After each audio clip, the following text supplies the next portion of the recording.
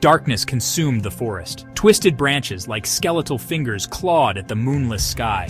A young woman, Ilara, sprinted through the undergrowth. Her heart pounded against her ribs, each gasping breath echoing in her ears. She could feel the unseen pursuer's presence as surely as if it were a physical touch. Ilara knew she had to find shelter, a place to hide.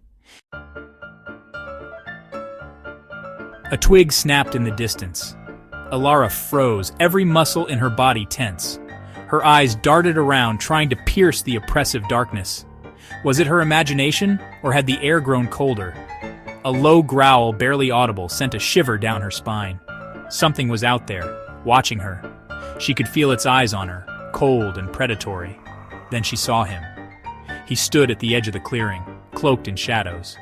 His eyes, two glowing embers in the darkness, held her captive. For a moment she forgot to breathe. He was tall and lean, his features sculpted and aristocratic, yet with a predatory edge that sent a thrill of fear through her. His skin was pale, almost translucent, as if lit from within by some inner light. He moved with an almost unnatural grace, gliding towards her soundlessly. Ilara wanted to run, to scream, but her limbs felt frozen in place. She was caught, trapped by his gaze. As he drew closer, she could see the subtle shimmer of his skin, the way his dark hair fell across his forehead in a way that both intrigued and terrified her.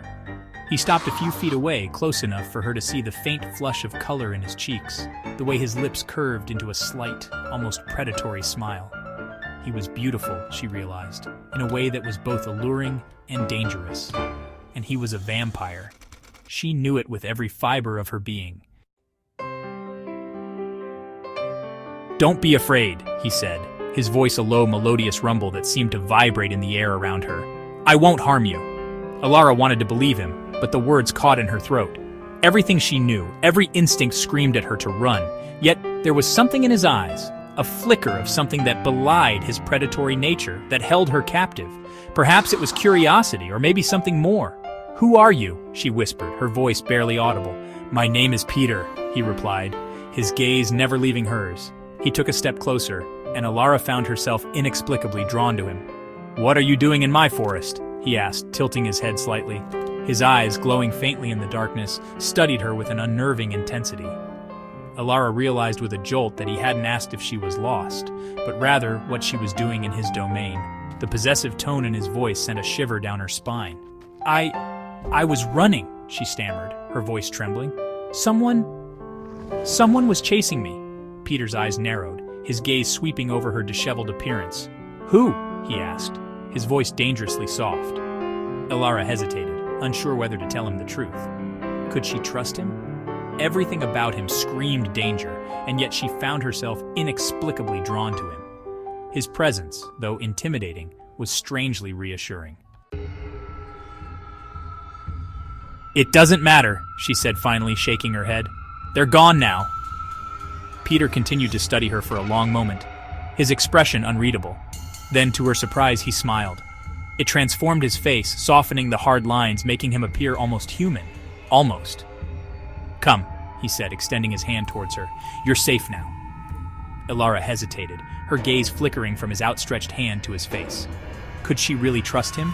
Her mind screamed at her to run, to get as far away from this creature of the night as possible. But her heart, her traitorous heart, urged her to take his hand, to step into the darkness with him. The forest held its breath, the silence broken only by the beating of her own heart. Ilara knew that their connection was forbidden, an impossible love between two beings who should never meet. She knew that their happiness, if they could even call it that, would come at a price. And yet, as she looked into his eyes, she couldn't bring herself to care. The dangers were real, lurking in the shadows of their forbidden love. But in that moment, all that mattered was the undeniable pull she felt towards him, the sense that she had found something rare and precious in the darkness. Ilara took a step closer, her fingers brushing against his. The touch sent a jolt of electricity through her, exhilarating and terrifying. In that single charged touch, their fate was sealed.